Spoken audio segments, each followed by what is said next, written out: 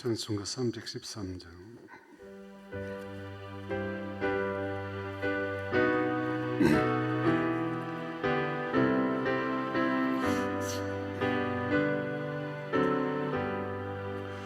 내 임금 예수 내 주여, 이 죄인이 주님 앞에 한없는 은혜 받고서 내 생명 모두 드리오니, 그 풍성하신 은총을 주 내게 내려주소서. 내 임금 예수 내 주여, 내 허물은 덮으시고 주 십자가에 흘리신 그 피를 믿는 마음 보사, 내 중한 죄를 사하여 참 평안한 맘 주소서. 내 임금 예수 내 주여, 주 은혜에 감격하여 한없는 감사 찬송을 내 주님 앞에 드리오며, 내 맘과 정성 다하여 늘 기뻐하며 살리라.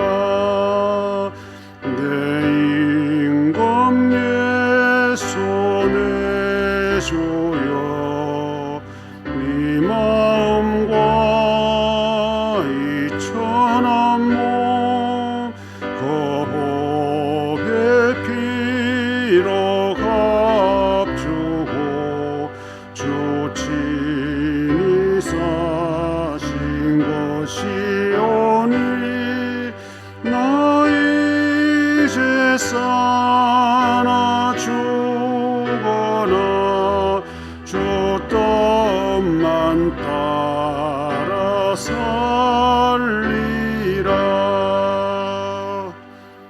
하나님 아버지, 감사합니다. 우리의 영원한 생명을 주시려고 이 땅에 오셔서 고난의 삶을 사시다 십자가에 죽으신 주님의 고난의 시간들을 돌아보는 귀한 날들을 주셔서 감사합니다.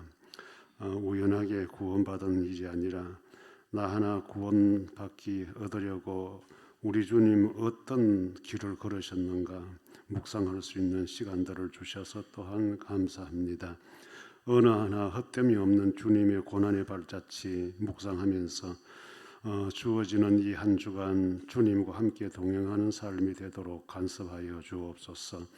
믿음의 고난뿐만 아니라 우리 일상의 고난들, 아픔들, 힘듦들, 또한 괴로움과 슬픔들 다양하게 잔재되어 있는데 어느 하나 자유로울 수 없는 우리들 주님께서 붙드시고 품어주시기를 원합니다. 여전히 주님 앞에 엎드려 간구하면서 아픔과 고난과 힘듦과 또한 주어진 여건들을 벗어나 보기 위하여 애쓰고 힘쓰는 주의 백성들의 기도 소리를 하나님께서 귀 기울여 들어주시고 하나님의 때에 가장 합당한 방식으로 이들을 일으켜 세워주시기를 원합니다. 그리 아니하실지라도 그래도 또 감사하고 기뻐하며 살아낼 수 있는 주의 백성들 삼아주시기를 원합니다. 이 시간도 하나님 우리에게 주실 말씀 잠시 또 묵상하면서 이 한 주간 주님과 함께 시작하기를 소원합니다. 흩어져서 살아갈 때 말씀이 우리 삶에 큰 힘이 되어지게 하시고 또 어떤 상황을 만나더라도 하나님 말씀 묵상하면서 잘 적용해낼 수 있는 지혜로운 신앙인으로 살아갈 수 있도록 도와주옵소서. 이 한 주간 모든 강변 사람들 생명 하나하나 주님 장중에 의탁하오며 예수님 이름으로 기도합니다. 아멘.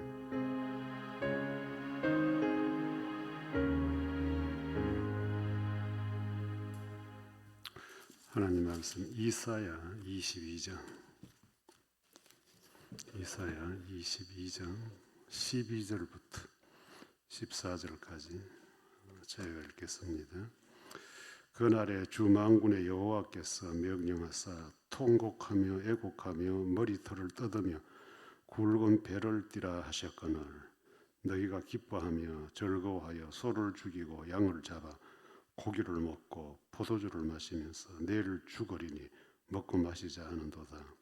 만군의 여호와께서 친히 내 귀에 들려 이르시되 진실로 이 죄악은 너희가 죽기까지 용서하지 못하리라 하셨느니라. 주 만군의 여호와의 말씀이니라. 아멘. 이 상황 파악이 안 되는 사람들, 우리 식으로 좀 말하면 이 분위기 파악이 안 되는 사람들, 지금 하고 있는 이 시간이 무슨 시간인지, 또 모임의 목적이 무엇인지, 또 이 자리는 어떤 형편인지, 이제 우리가 사람들을 만나거나 또 어떤 공간으로 이동할 때는 이런 것들이 전제가 되는 겁니다. 기쁨의 자리가 있는 반면에 또 슬픔의 자리가 있고, 기쁨의 분위기 상황이라면 같이 또 기뻐해줘야 되고, 또 슬퍼야 될 분위기 상황이라면 또 슬퍼해주고, 이제 이것이 뭐 이상한 거는 아닌데 정상적이잖아요, 이게. 그런데 이제 이것이 매칭이 안 되면 이제 분위기 파악을 못한다, 상황에 안 맞는 일을 한다. 이제 우리도 그렇게 이야기해요. 이걸 이제 또 우리식으로 말하면 참 눈치 없다, 이제 이렇게 이야기하는 거죠. 그리고 우리가 이제 분위기 파악이 안 된다 또는 눈치가 없다 이럴 때 일어나는 그 상황들, 그 사람 중심을 해서 일어나는 그 주변의 분위기들 우리가 상상해 볼 수 있잖아요. 사람이 좀 이렇게 지혜롭다 이런 사람 우리가 참 눈치가 빠른 사람이다 이렇게 또 이야기하잖아요. 눈치가 빠른 사람은 여기에서 이럴 때는 내가 뭘 어떻게 해야 되나 그걸 빨리 캐치를 하는 사람이죠. 그리고 거기에 빨리 맞추려고 하는 사람이고. 그런데 이제 우리가 살아보면 참 또 뭐 저 자신도 그렇지만은 이게 굉장히 둔한 사람들이 있어요. 안 맞는 사람이 있단 말이죠. 역으로 가는 사람들이 간혹씩 있어요. 그러다 보면 저 사람이 분위기 망친다, 분위기 깬다, 뭐 이렇게 해서 이제 우리가 비난도 하고 그렇게 하는데, 오늘 이 성경은 이제 우리에게 분위기, 상황 판단을 잘 못하는 사람들 하나님이 멸망시키는 거죠. 이미 하나님은 멸망으로 가고 있는 백성들을 살리려고 말씀을 하시는데, 이 사람들은 살리려고 하는 그 하나님의 말씀의 상황을 아주 반대로 이렇게 가버리는 거예요. 반대로. 그래서 제가 이제 제목을 붙이기를 상황 파악이 안 되는 사람들, 못하는 사람들의 특징을 한 3가지로 이 본문에서 좀 유출해 봤는데요. 이 내용은 다른 거 아니에요. 하나님은 회개해라. 너희가 회개하면 산다. 이제 그 메시지를 주신 거예요. 그런데 이 사람들은 파티를 하는 거예요. 잔치를 하는 거예요. 하나님은 회개하면 너희가 산다. 이게 이제 하나님 주신 상황인데 이 사람들은 잔치를 벌리면서 죽으려고 하는 거지. 그래서 한 3가지로 제가 조금 나눠봤는데, 첫째는 상황 판단이 안 되는 못하는 사람은 이 감정을 읽을 줄 모른다는 거예요. 오늘 본문에 보면 하나님은 통곡하며 애곡하라, 울라는 거잖아요. 우는데 아주 곡을 하면서 울어라. 엄청난 이 감정을 토하라는 거거든요. 회개의 감정이에요. 하나님 잘못했습니다 하고 이렇게 토하라고 하는데, 이 백성은 뭐라고 하냐? 기뻐하며 즐거워하며 하나님은 눈물을 흘려라, 가슴을 쳐라 하는데 이 사람들은 기뻐하고 즐거워하고 하나님이 원하시는 감정은 속에서 우러나는 눈물이에요. 눈물. 그런데 이 사람들의 감정은 표현되는 기쁨과 즐거움으로 이렇게 역으로 거꾸로 가고 있다는 것이죠. 우리 예수님도 이제 그 사역하실 때에 그 당시의 사람들 이제 보면 피리를 불면 춤을 같이 추주고 이래야 되는데 피리를 춤추는 자가 없고 이렇게 슬퍼서 애곡을 하면 같이 울어줘야 되는데 우는 자가 없고 이 감정이 동떨어져 있다는 거예요. 안 맞다 이거죠. 이 신앙인들의 감정, 하나님의 감정과 이렇게 일치가 되는 사람이 신앙생활을 잘하는 사람이거든요. 그 이제 우리는 통곡이나 애곡, 이 회개의 어떤 속 마음에서 나오는 이 감정적인 이 부분이 지금 어떤 의미에서 우리 굉장히 많이 퇴색되어 버렸잖아요. 그래도 이제 제가 학교 가서 학생들이 하는 얘기, 요즘 이 현대 교회는 참 눈물이 없다. 그런데 예배 시간에 예배 기도를 인도하면서 기도자가 눈물을 흘리고 회개의 마음을 가지고 이래하면 그 교회는 그래도 살아있는 교회가 아니겠나. 그래 여러분들 기도하면서 통곡, 애곡 그까지는 안 가도 얼마나 내 자신을 투영하면서 주님 앞에 눈물을 흘리는 신앙인으로 살고 있는가 한번 점검해 봐야 되지 않냐. 이제 이게 왜 이런 현상이 생길까라고 하는 것을 제가 이렇게 생각해 보면 우리는 너무 이 신앙생활 자체를 정죄하는 데 많이 초점을 맞추고 있어요. 잘했나 못했나, 잘하나 못하나. 여기에 우리는 이제 이 분법을 탁 놓고 보니까 우리가 삭막해지는 거예요. 누가 뭘 어떻게 하나 거기에만 이제 이렇게 관심을 가지는 거예요. 그러니까 옆에 누가 참 힘든 일을 당해서 괴로워하고 슬퍼하면 우리는 그 괴로움과 슬픔을 같이 동참해서 안아주지를 못해요. 오히려 이쪽 편에 서서 저 사람 신앙생활 그래 하더만 뭐 어떠니 저어떠니 하고 신앙을 평가해요.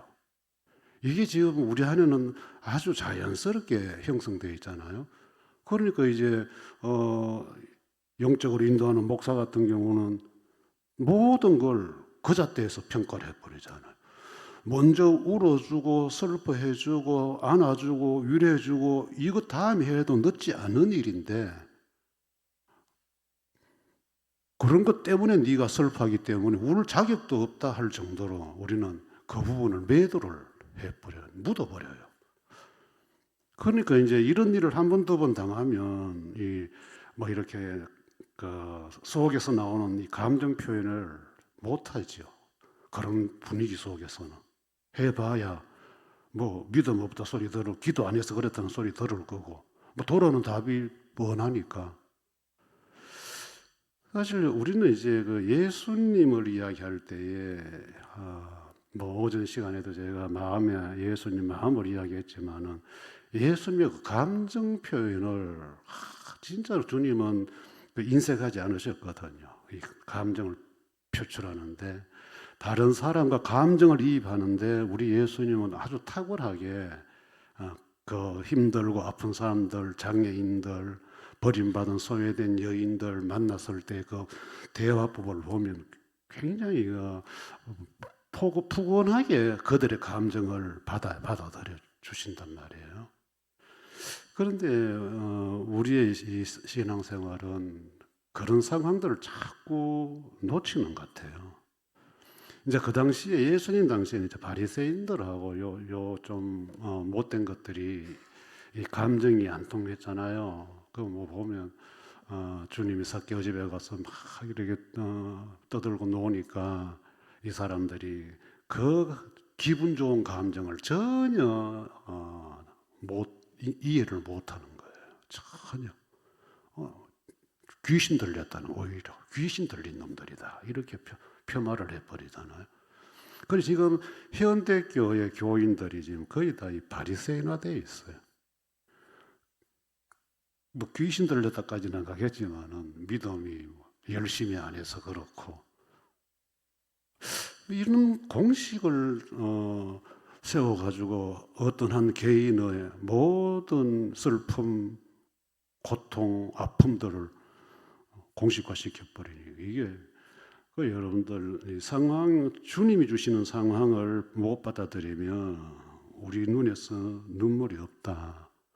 또 기뻐 웃으면서 박수 칠 일이 안 생긴다. 우리가 어떤 장례식장이나 또 결혼식장이나 이런 데 경조사에 갔을 때에 그 분위기 맞도록, 상황에 맞도록 이 예의를 갖추고 동참해주는, 이게 가장 기본적인 건데도 때때로 이게 또 이렇게 외면되는 경우들이 있어요.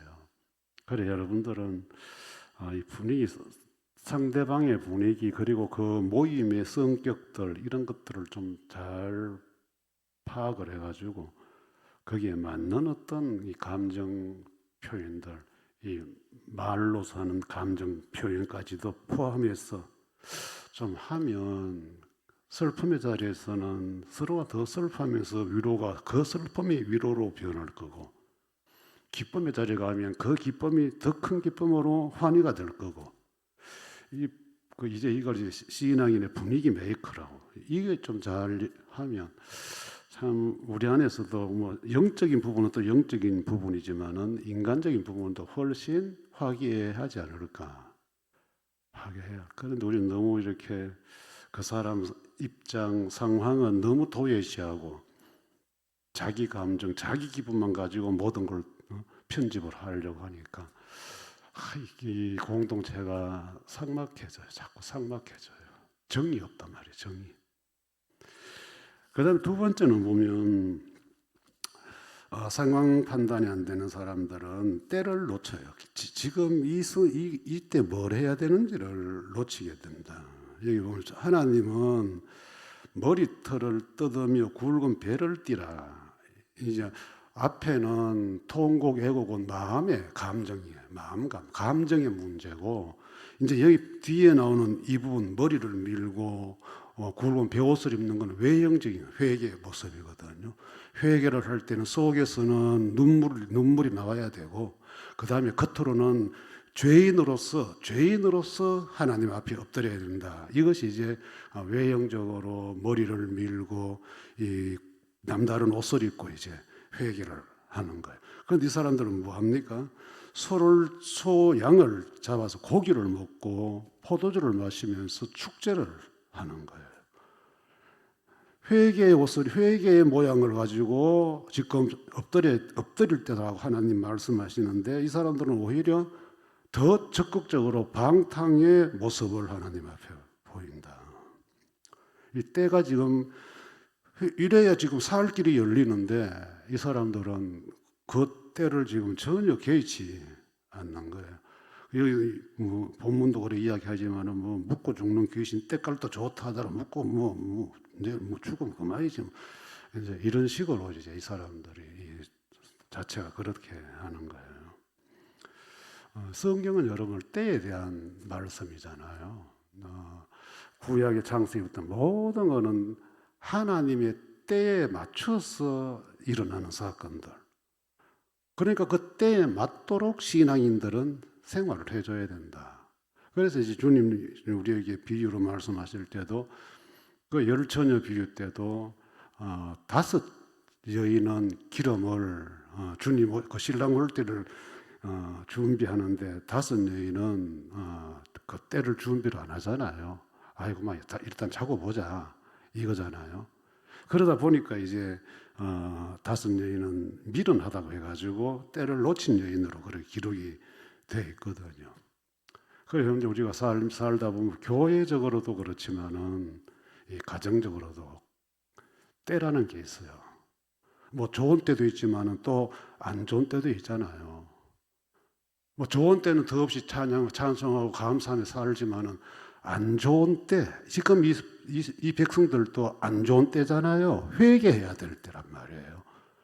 안 좋은 때인데, 안 좋을 때는 하나님 앞에 뭔가 내 신앙의 처신을 보이면서 갈무리를 해야 되는데, 지금 내 가정이 뭐가 좀 안 돼가고 내 자신이 뭔가 특히 자녀들이 뭐가 잘 안 돼가는데 이 신앙의 어른들이라는 게 전혀 거기에 맞춰서 분위기를 맞추지를 못한다. 여러분 이거는 굉장히 하나님 앞에 역행하는 거죠. 죽을 이제 뭐 우리가 개개인의 가정사라든지 뭐 자녀들 개인 생활들 우리 다 알 수 없어 그러죠. 그 개인은 알 거 아니에요. 교회도 마찬가지예요. 교회가 조금 뭐 옥신각신 좀 어떤 시험거리가 생기고 하면 전부 교인들이 회개하고 뭐 이래 해야 될 때 오히려 더 이렇게 설쳐져 있는 사람들이 등장해 버리면 그 교회는 뭐 하나님 앞에 전혀 구제받을 수 없는 교회 되는 거예요. 그 여러분들이 때를 제대로 파악하고 아는 것이 얼마나 지혜로운 것인지 몰라요. 그래서 사도 바울 같은 사람은 시간을 아껴라. 이 때를 돈을 주고 사라는 말이에요. 돈을 주면서라도 이 때가 얼마나 소중한가를 너희들이 알아라. 세월을 아끼라 그래. 세월을 아끼라. 이거 우리가 지금 내가 살고 있는 이 순간 또 내가 처한 상황들 이것이 웃어야 될 때인지 아니면 하나님 앞에 내가 엎드려 기도해야 될 때인지 이거는 누구보다도 내가 가장 잘 알아야 돼. 그런데 철딱서니 없이 교회는 이런 상황인데 뭐 지 혼자 잘난 척 해버리고 가정은 이런 상황인데 뭐 지 혼자 7날래 8날래 뭐 이러면 안 되는 거예요. 특히 가정에서 여러분 자녀들이 어떤 문제를 만나서 그게 건강의 문제든 장래의 문제든 이런 문제를 만날 때는 부모가 그때는 경각심을 가지고 엎드려야 할 때거든요. 그때는 뭐 다른 거 생각할 거 없어요. 뭐 내 개인적으로 뭐 건강에 이상이 오고 이럴 때라도 엎드려야 될 때지만은 특히 내 가정사에 자녀들이 문제가 발생하고 이럴 때는 여러분들 조금 심각해져서 하나님 앞에 가장으로서 신앙의 호주로서 부모로서 엎드려야 된단 말이에요. 그런데 여전히 교만하고 여전히 잘났다 하고 구제불능입니다, 여러분들. 구제불능이에요. 하나님은 때때로 우리가 상황 파악을 못하고 기고만장하고 교만하고 들떠 있을 때 그런 것들을 통해서 내리려고 하거든요. 좀 내려앉아라, 내려가거라. 네 요즘 내가 보니까 너무 그렇다. 좀 그 신호를 하나님이 주시는데 그 상황을 파악을 못 해버리면 무슨 희망이 있겠어 거기에? 무슨 뭐 희망이 있겠어 거기에? 그래 이제 제가 한 번씩 교회 와서 너무 우리가 이렇게 자기 잘난 맛에 교회 생활하는 거는 굉장히 위험한 거예요. 교회가 위험한 게 아니라 그 사람이 몸담고 있는 가정조차도 위험으로 갈 수 있다. 그래 하나님이 우리를 내려앉추는 방식이 나를 때리는 경우도 있지만 그런데 내가 목회를 해보니까 대체적으로 나를 때리는 경우보다는요 교인들을 이렇게 하고 하더라고요. 목사는 교인들 위해서 존재하고 있는데 교인들이 자꾸 아프고 막 이러면 지금 뭐가 이거 내한테 하나님 주시는 사인이 있구나. 그렇게 받아들여 해석을 하는 거죠. 그럼 여러분들은 가정이 여러분 교회잖아요. 그럼 가정에서 가장은 지도자니까, 영적 지도자니까. 그 가정에 어떤 문제가 있으면 지금 내가 하나님 앞에 어떤 상태인고 내 모습이 어떤 거 내가 뭘 못 챙겼지 부족한 게 뭐였지 이것 돌아보라고 하나님이 우리 가족들을 이렇게 할 때가 있단 말이에요. 그럴 때는 빨리 엎드려야 돼요. 그런데 이 본문 보니까 하나님은 엎드리려 하는데 뭐 잔치를 벌리고 난리를 지키는 거예요. 지 혼자. 그러면 안 된다. 그 다음 마지막 한 가지는 상황 판단해야 한다는 사람은 죽음과 살림을 선택하는 기회를 놓치게 돼요. 이제 하나님은 살리려고 이래 하는 거잖아요. 살리려고 너희가 회개해라 하는데 이 사람들은 보면 죽으려고 하고 있어요. 하나님은 살리려고 너희들 이렇게 내 앞에 나오느라 하는데 이 사람들은 뭐 아이고 막 죽어도 좋다, 괜찮다, 막 묻고 죽자 이거예요. 여러분들 하나님의 선택은 항상 저와 여러분을 살리는 것이거든요. 그런데 이제 이게 때로는 우리하고 안 맞아요. 왜 하나님은 꼭 이런 방식으로 나에게 이제 대표적으로 이제 뭐 고난 문제, 질병의 문제 이런 문제 닥쳐오면 우리는 가장 크게 오해하는 게 하나님이 나를 죽이려는가 보다 이래 생각하는 거예요. 그러니까 막 하나님 이럴 수 있습니까 막 하는 거예요. 그런데 여러분들 우리가 하나님이 하시는 일이라고 안 믿어서 그렇지 받아들여 버리면 그것조차도 내게는 은혜고 내게는 유익이다. 이렇게 공식이 흘러가는 그게 하나님 방식이니까. 그럼 사는 거예요. 살아요. 그 성경하는 인물들이 다 그렇게 하나님 하시는 일이라고 인정하고 따라가 버리니까 살잖아요. 그런데 끝까지 못 받아들이겠다. 나는 뭐 오늘까지 당신 위해서 내가 어떻게 해왔는데 이럴 수 있나? 나는 이제 앞으로 뭐 안 하겠다, 못 하겠다. 그건 죽는 거예요, 여러분들. 이 본문에 나오는 사람들처럼 뭐 묻고 죽자 이거예요. 반항하다 죽자 이거예요. 그래 예수 믿는 사람들이 그래서 지혜가 필요한 거야. 지혜가 잠언서에서 지혜를 이야기 많이 하는데 지혜가 필요하다. 왜? 지혜라는 것은 분별력이니까. 그러니까 여러분들 신앙생활 하면서 너무 눈치 없는 짓 하지 마세요. 분위기 깨는 짓 하지 말고 다 좋게 잘하고 하는데 꼭 하나가 나와가지고 혼잡지기고 이런 분위기 깨는 사람은 되지 마라 이거예요. 그게 하나님 앞에 결단코 유익이 없는 일이에요. 좋을 때는 다 같이 좋게 같이 어우러져서 될 수 있으면 화합하고 쭉 나가고 혹 교회에 또 어려움 있고 할 때는 또 어릴 때는 같이 또 어려움 겪으면서 우리 한번 같이 이겨보자 또 이래 돼야 되고 그게 상황 판단을 잘하는 지혜로운 신앙인이에요. 그리고 오전에도 제가 그때에 대한 이야기는 안 했습니다만 제자들은 나 몰라라 하고 자요. 그리고 우리 주님은 이 상황이 이때가 어떤 때인데 너희들이 이러냐? 상황 파악이 안 된 사람들이잖아요. 그래서 주님 마지막에 이제는 일어나라. 때가 왔느니라. 이제 더 이상은 그래서 신앙생활하는 사람들은 이때 지금 그래서 회개를 자주 해야 돼요. 회개를 많이 해야 돼. 회개를 안 하니까 때를 분간을 못 하는 거예요. 늘 그렇게 살다 보니까 이게 습관이 돼가지고 이게 뭐 힘든 상황이 내가 뭘 해야 되는 때인지 모르는 거예요. 조금 예민하게 신앙생활을 하면 이렇게 높낮이를 조절할 수 있어요. 그리고 감정도 조절할 수가 있고 그런데 그게 안 되면 자기 잘난 맛에만 살면 영적 분위기, 교회 분위기, 가정 분위기 전혀 예측 못해요. 혼자서 북치고 장구치고 사는 거지. 그럼 결국 끝에는 뭐가 있어요? 주님이 오늘 또 본문에 너희가 죽을지라도 나는 용서 안 한다. 얼마나 엉뚱한 데가 있는 거예요. 주님의 백성들이.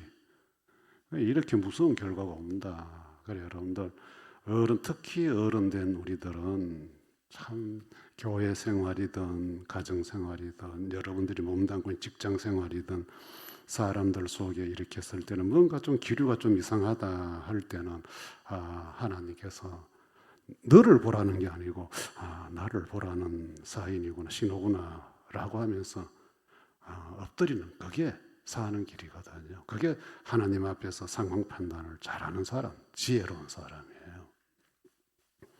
주 예수 그리스도의 은혜와 하나님의 사랑과 성령의 교통하심이 너희 무리와 함께 있을지어다. 아멘.